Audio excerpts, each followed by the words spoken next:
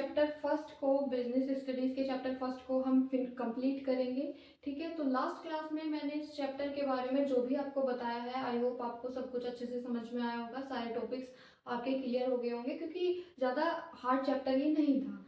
ठीक है, तो कोशिश करेंगे कि इस क्लास में हम इस चैप्टर को अपना कंप्लीट करेंगे। ठीक है, तो हम अपना नेक्स्ट टॉपिक इकोनॉमिक एक्टिविटी को पढ़ते हैं। इकोनॉमिक एक्टिविटी नॉर्मली मैंने आपको इस चैप्टर के फर्स्ट क्लास में आपको मैंने बताया था कि इकोनॉमिक एक्टिविटी क्या होती है। फिर भी एक बार मैं आपको रिवाइज करा देती हूँ कि इकोनॉमिक एक्टिविटी होती क्या है। ठीक है, तो इकोनॉमिक एक्टिविटी का मीनिंग होता है वो सारी एक्टिविटीज जो इंक्लूड करती हैं किसको, अर्निंग को। ठीक है, यानी कि अगर आप कोई भी एक्टिविटी कर रहे हो अर्निंग के लिए, तो वो एक्टिविटी कैसी एक्टिविटी कहलाएगी, इकोनॉमिक एक्टिविटी। ठीक है, अब पढ़ते हैं कि इकोनॉमिक एक्टिविटी कितने टाइप्स की होती है। There are 3 types of economic activity. First is business, second is profession and third is employment. ठीक है, ये तीनों के बारे में मैंने आपको छोटी छोटी डिटेल्स दी थी, लेकिन इस क्लास में हम इन तीनों के बारे में डिटेल में पढ़ेंगे, क्या होते हैं, क्या इनके कैरेक्टरिस्टिक्स हैं, क्या क्या इनमें डिफरेंस होते हैं। ठीक है, तो पढ़ते हैं हम सबसे पहले बिजनेस के बारे में। बिजनेस मैंने बताया था, बिजनेस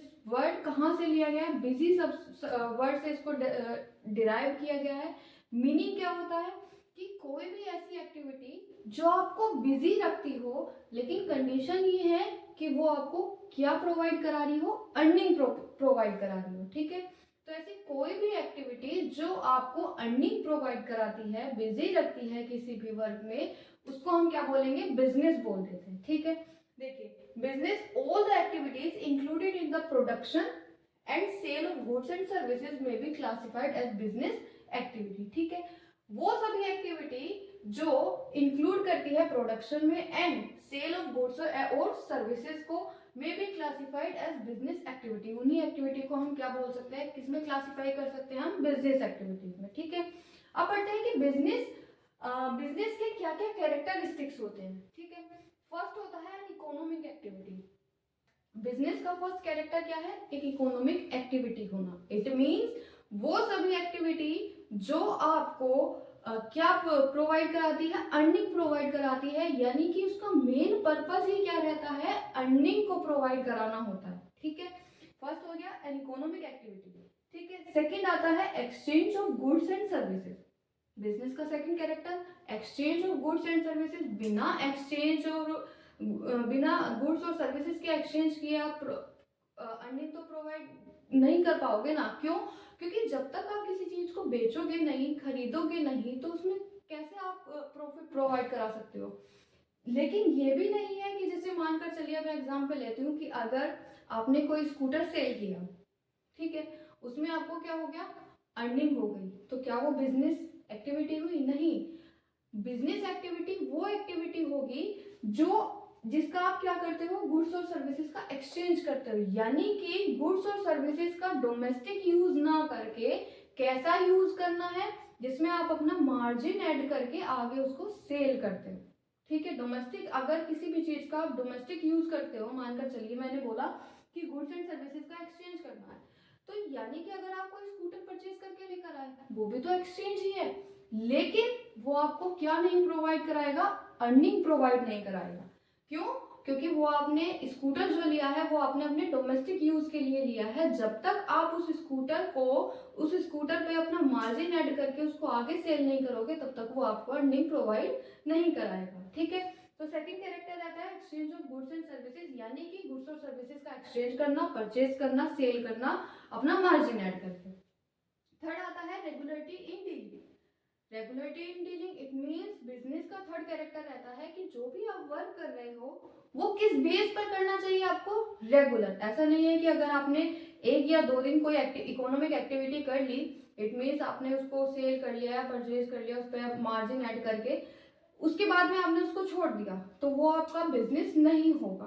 बिजनेस क्या होगा कि जो भी आप काम कर रहे हो, ठीक है, जो भी इकोनॉमिक एक्टिविटी कर रहे हो वो डेली बेस में होनी चाहिए, रेगुलर होने चाहिए, तभी उसको आप किस में इंक्लूड करोगे, बिजनेस के कैरेक्टरिस्टिक्स में। जैसे मानकर चलिए कि आपने 1 या 2 दिन कोई काम किया, ठीक है, उस काम में आपने गुड्स एंड सर्विसेज का एक्सचेंज भी किया, प्लस में अर्निंग भी हुई, लेकिन 2-3 दिन बाद वो काम करने के बाद 2-3 दिन बाद आपने उस काम को करना छोड़ दिया, तो हम उस काम को बिजनेस में इंक्लूड नहीं करेंगे। ठीक है, बिजनेस में आप किसको इंक्लूड करोगे? जो एक इकोनॉमिक एक्टिविटी होगी नेचर में, plus exchange of goods and services रहेगा, प्लस रेगुलेटिंग डीलिंग, यानी कि वो वर्क डेली बेस में होना चाहिए। ठीक है, फोर्थ आता है प्रॉफिट मोटिव। बिजनेस का मेन पर्पज ही क्या रहता है? प्रॉफिट अर्न करना। ठीक है, जब तक किसी भी वर्क में प्रॉफिट नहीं होगा, वो बिजनेस में आप उस काम को इंक्लूड नहीं करोगे। इट मीन्स मानकर चलिए, जैसे आपने कोई भी फर्नीचर आपने परचेज कर लिया, ठीक है, अब फर्नीचर आपने परचेज कर लिया, उसको घर लिया, उसमें कोई प्रॉफिट तो नहीं हुआ ना, तो वो क्या होगा, हम उसको बिजनेस में इंक्लूड नहीं करेंगे। फिफ्थ आता है consumer satisfaction. Consumer satisfaction it means business में प्रॉफिट अर्न करना तो होना ही चाहिए मेन पर्पस, लेकिन साथ साथ में क्या होना चाहिए? कंज्यूमर का सेटिस्फेक्शन भी होना चाहिए। क्यों? क्योंकि अगर आप कंज्यूमर को सेटिस्फेक्शन नहीं दोगे तो वो कस्टमर आपके पास केवल फर्स्ट टाइम आएगा। मानकर चलिए कोई कंज्यूमर आपके पास में फर्स्ट टाइम आया, लेकिन फर्स्ट टाइम में ही उसको आपके मटेरियल से सेटिस्फेक्शन नहीं मिला, तो वो सेकंड टाइम आएगा भी नहीं। तो ऐसा बोला जाता है कि बिजनेस का फिफ्थ कैरेक्टरिस्टिक्स क्या रहता है? कंज्यूमर का सेटिस्फेक्शन। क्योंकि जब तक आप अपने कंज्यूमर को अपने मटेरियल के लिए सेटिस्फेक्शन नहीं दोगे, उसे वो फैसिलिटी प्रोवाइड नहीं करोगे, तब तक कंज्यूमर आपके पास में दोबारा नहीं आएगा। ठीक है, क्योंकि कंज्यूमर किस चीज के लिए आता है? कि भाई मटेरियल आपके पास में अच्छा मिलेगा, क्वालिटी अच्छी मिलेगी, प्राइस अच्छा मिलेगा, यही सब चीजों को देखकर कंज्यूमर आपकी चीजों को परचेज करता है। तो अगर वही चीजें आपके पास नहीं मिलेंगी तो फिर कंज्यूमर क्यों आएगा? तो इसलिए बिजनेस का मेन पर्पस प्रॉफिट मोटिव तो रहता ही है, लेकिन साथ साथ में क्या रहता है? कंज्यूमर का सेटिस्फेक्शन भी रहता है।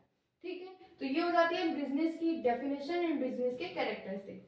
सेकेंड हम पढ़ेंगे प्रोफेशन के बारे में कि प्रोफेशन क्या होता है, प्रोफेशन के कैरेक्टरिस्टिक्स क्या होते हैं। प्रोफेशन का मीनिंग होता है कि अगर आपके पास में किसी भी सब्जेक्ट को लेकर या किसी भी चीज को लेकर अगर आपके पास में एक स्पेशल नॉलेज है, उसकी स्किल्स है आपके अंदर, तो हम उसको क्या बोलेंगे कि ये आपका प्रोफेशन है।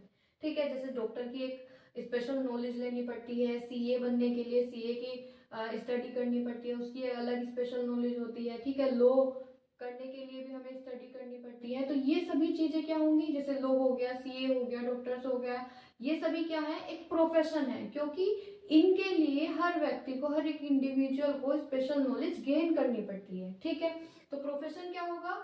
एक ऐसी स्पेशल नॉलेज जो आपको किसी भी इंस्टीट्यूट से गेन करनी पड़ती है, उसी को हम क्या बोल देते हैं? प्रोफेशन बोलते हैं। ठीक है, देखिए प्रोफेशन की क्या डेफिनेशन होती है? Profession is that occupation in which one professes to have acquired special knowledge which is used either in instructing, guiding और एडवाइजिंग अदर। ठीक है, नेक्स्ट आता है कि इसके क्या क्या कैरेक्टरिस्टिक्स होते हैं। फर्स्ट कैरेक्टर है इसका body of specialised knowledge and technique, यानी कि वही आ गया इसका फीचर कि आपके पास में अगर कोई स्पेशल नॉलेज है या कोई स्पेशल टेक्निक है तो वो आपकी क्या बन जाती है? प्रोफेशन बन जाता है।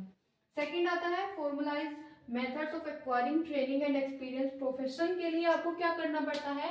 अलग अलग इंस्टीट्यूट से उस चीज के लिए आपको क्या गेन करनी पड़ती है? नॉलेज गेन करनी पड़ती है, या फिर कोई भी स्किल्स आपको सीखनी पड़ती है। ठीक है, फिर थर्ड आता है code of conduct. Code of conduct का मीनिंग होता है कि जैसे लॉ हो गया, मेडिकल हो गया, सीए हो गया, इन सब से रिलेटेड क्या बने हुए हैं?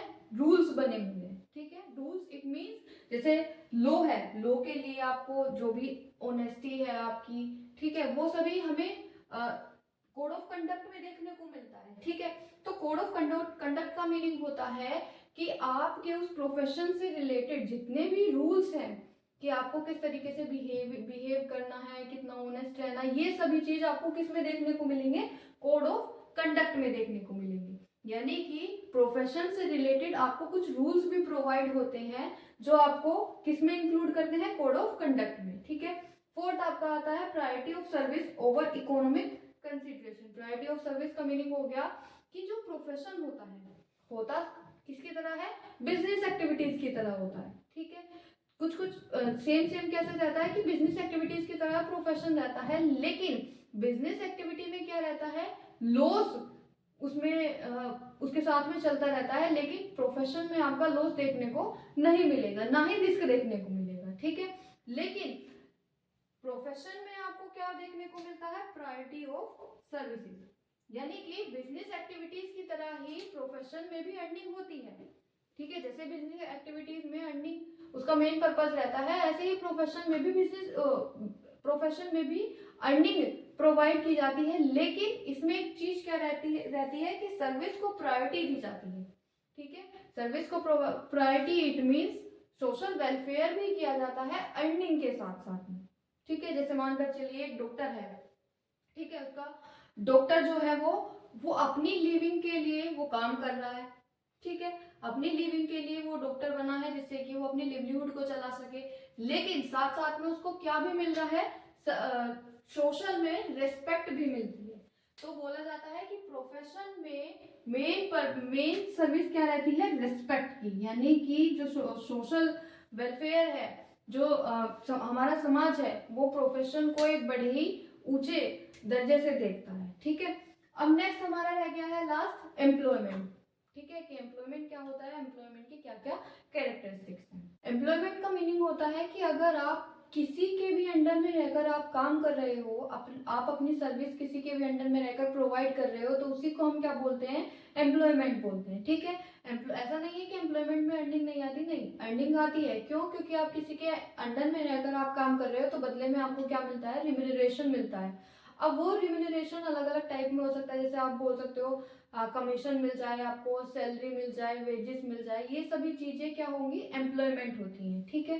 तो देखो, it is that economic activity under which people work for others and receive remuneration, ठीक है। ऐसी कोई भी इकोनॉमिक एक्टिविटी जो किसी दूसरे के अंडर में रहकर की जाती है और बदले में आपको क्या रिसीव होता है, रिम्यूनरेशन रिसीव होता है, उसी को हम क्या बोल देते हैं, एम्प्लॉयमेंट बोल देते हैं, ठीक है। एम्प्लॉयमेंट के क्या क्या कैरेक्टर रहते हैं, फर्स्ट है सर्विस टू अदर्स, यानी कि आप अपनी सर्विस किसी दूसरे को प्रोवाइड कराते हो। सेकंड कैरेक्टर क्या है, एग्रीमेंट रहता है, एम्प्लॉय और आपके बॉस के साथ भी क्या रहता है, कि एग्रीमेंट रहता है, यानी कि जिस भी कंपनी में आप काम कर रहे हो उस एग्रीमेंट में क्या क्या रहता है कि आपका जो एंट्रेंस हुआ है वो किस बेस पर हुआ है, टेम्परेरी हुआ है या परमानेंट हुआ है। सेम एज इट इज ही आपका रिम्यूनरेशन भी नोट किया जाता है कि रिम्यूनरेशन आपको वेजेस में मिलेगा, सैलरी में मिलेगा, कमीशन में मिलेगा, ठीक है। थर्ड रहता है सर्वेंट, सर्वेंट ऑब्वियसली होंगे, क्यों? क्योंकि आप किसी और के अंडर में रहकर काम कर रहे हो और जो भी वो ऑर्डर आपको देगा वो ऑर्डर आपको मानना पड़ेगा, ठीक है। उसके ऑर्डर के अकॉर्डिंग आपको हर एक काम करना पड़ेगा, ठीक है। नेक्स्ट आता है no need of capital, capital की इसमें कोई भी नीड नहीं रहती है। फिफ्थ आता है नो रिस्क, रिस्क इसलिए नहीं होगा क्योंकि कोई भी आप डिसीजन खुद नहीं ले सकते, क्यों? क्योंकि आप किसी और के अंडर में रहकर काम कर रहे हो, तो आपको डिसीजन दिए जाएंगे, आपको ऑर्डर्स दिए जाएंगे, उन्हीं को आपको क्या करना होता है, फॉलो अप करना होता है। सिक्स आता है आपका नेचर ऑफ एम्प्लॉयर, एम्प्लॉयर का नेचर कैसा रहता है, एम्प्लॉयर का नेचर, कोई भी अगर गवर्नमेंट जॉब कर रहा है वो भी क्या एक तरीके से एम्प्लॉय है, ठीक है। कोई भी प्राइवेट सेक्टर में जॉब कर रहा है वो भी क्या होता है, एम्प्लॉय होता है, ठीक है। तो ये हो जाती है एम्प्लॉयमेंट की डेफिनेशन एंड ये सभी हो जाते हैं एम्प्लॉयमेंट के कैरेक्टरिस्टिक्स। अब नेक्स्ट टॉपिक, जो लास्ट टॉपिक हमारा रह जाता है, वो हम पढ़ते हैं कि बिजनेस, प्रोफेशन और एम्प्लॉयमेंट, इन तीनों के बीच में क्या डिफरेंस रहता है, ठीक है। अब ये हमारे चैप्टर का लास्ट टॉपिक रह गया है, तीनों इकोनॉमिक एक्टिविटी में डिफरेंस, ठीक है, बिजनेस, प्रोफेशन एंड एम्प्लॉयमेंट। देखिए क्या क्या डिफरेंस होता है। फर्स्ट है starts after completing legal formality, business कब स्टार्ट होता है, जब कुछ लीगल फॉर्मेलिटीज कंप्लीट हो जाती है, उसके बाद में आप अपने बिजनेस को रन करा सकते हैं। प्रोफेशन कब स्टार्ट होता है, after getting certified from the institution, ठीक है। लेकिन एम्प्लॉयमेंट कब स्टार्ट होता है, आफ्टर गेटिंग अपॉइंटमेंट लेटर, ठीक है। जब आपको अपॉइंटमेंट लेटर मिल जाता है, फिर चाहे आप एम्प्लॉय किसी भी प्राइवेट सेक्टर में हो या गवर्नमेंट सेक्टर में हो, जब तक आपके पास में अपॉइंटमेंट लेटर नहीं आएगा तब तक आप उसको ज्वाइन नहीं कर सकते हैं, ठीक है। Second, production of things and services and buying and selling, business में क्या प्रोडक्शन किया जाता है, चीजों का और सर्विसेज का, जो किस लिए करते हैं, सेलिंग और बाइंग करने के लिए, ठीक है। प्रोफेशन में क्या होता है, प्रोफेशन में क्या वर्क किया जाता है, personal services as a specialist, profession में क्या प्रोवाइड की जाती है, अपनी सर्विसेज प्रोवाइड की जाती हैं, कौन सी, जो आपने किसी भी इंस्टीट्यूट से ली है या आपने कोई भी स्किल सीखी है, ठीक है। एम्प्लॉयमेंट में क्या होता है, work allotted by the employer according to the contract, यानी कि कॉन्ट्रैक्ट के अकॉर्डिंग जो भी आपका वर्क है वही किसी भी एम्प्लॉय को करना पड़ता है। Third, capital is needed according to its nature and size. क्या बिजनेस में कैपिटल की जरूरत होती है? यस। बिना कैपिटल आप किसी भी बिजनेस को रन करा ही नहीं सकते हो, ठीक है। लेकिन प्रोफेशन में वो इतनी कैपिटल की नीड नहीं होती जितनी की बिजनेस में होती है, ठीक है। Generally little capital is required, बहुत कम कैपिटल से आप अपने प्रोफेशन को रन करा सकते हो। लेकिन एम्प्लॉयमेंट में there is no need of capital. फिर फोर्थ आता है टू अर्न प्रॉफिट। बिजनेस किस लिए स्टार्ट किया जाता है? प्रॉफिट को अर्न करने के लिए। Profession to earn profit through service, ठीक है। लेकिन एम्प्लॉयमेंट, आप एम्प्लॉयमेंट में अर्निंग कैसे की जाएगी? To earn income through salary और वेजेस से, ठीक है। सैलरी या वेजेस से ही हम क्या अर्न करेंगे? अपनी अर्निंग को। फिफ्थ आता है no code of conduct of for business. Business के लिए कोई भी कोड ऑफ कंडक्ट नहीं होता है, लेकिन प्रोफेशन के लिए कोड ऑफ कंडक्ट जरूर होता है, ठीक है। एम्प्लॉयमेंट में क्या रहता है कि एम्प्लॉयमेंट में कॉन्ट्रैक्ट रहता है किसके प्लेस पर? कोड ऑफ कंडक्ट के प्लेस पर, ठीक है। उसी कॉन्ट्रैक्ट में सारी इंफॉर्मेशन लिखी रहेंगी, सारे रूल्स लिखे रहते हैं कि आपकी जो आपका रिम्यूनरेशन है वो किस बेस पर है, ठीक है। आपका जो एंट्रेंस है इस कंपनी में वो किस बेस पर है, वो सब किस में लिखा रहता है? कॉन्ट्रैक्ट में लिखा रहता है। एक तरीके से ये क्या होता है कि एग्रीमेंट होता है, ठीक है। फिर नेक्स्ट आता है it involves high risk. Business में रिस्क कैसा रहता है? पूरा बिजनेस ही रिस्क पर डिपेंड रहता है, क्योंकि बिना रिस्क के आप किसी भी बिजनेस को ग्रो करा ही नहीं सकते हो। जब तक आप रिस्क नहीं लोगे तब तक आपका बिजनेस ग्रो नहीं करेगा, ठीक है। प्रोफेशन में क्या होता है? The degree of risk is low. जो रिस्क रहता है प्रोफेशन में वो थोड़ा कम रहता है, और एम्प्लॉयमेंट में कोई भी रिस्क रहता ही नहीं है। क्यों? क्योंकि आपको किसी और के अंडर में काम करना होता है और दूसरे वाले के ही ऑर्डर्स को आपको मानना पड़ता है। नेक्स्ट क्या आता है? प्रॉफिट अर्न, ठीक है। बिजनेस में प्रॉफिट को अर्न किया जाता है। प्रोफेशन में क्वालिटी ऑफ सर्विस प्रोवाइड, यानी कि सर्विस प्रोवाइड की जाती है। जो भी स्किल्स आपने सीखी हैं या जो भी स्पेशल नॉलेज आपके पास में है। लेकिन एम्प्लॉयमेंट में क्या रहता है? डेडिकेशन ऑफ टू जॉब रहता है, ठीक है। तो ये हमारे इस चैप्टर का लास्ट टॉपिक था। यहाँ पर ये चैप्टर आपका फिनिश हो जाता है, ठीक है। अगर इस चैप्टर में आई होप आपको सभी कुछ अच्छे से समझ में आया होगा, सारे टॉपिक आपके क्लियर हो गए होंगे। लेकिन फिर भी अगर कोई भी क्वेरी होगी तो आप हमें कमेंट बॉक्स में कमेंट कर दीजिएगा, ठीक है। इस वीडियो को ज़्यादा से ज़्यादा सब्सक्राइब कीजिए, शेयर कीजिए, लाइक कीजिए, कमेंट कीजिए। Thank you so much.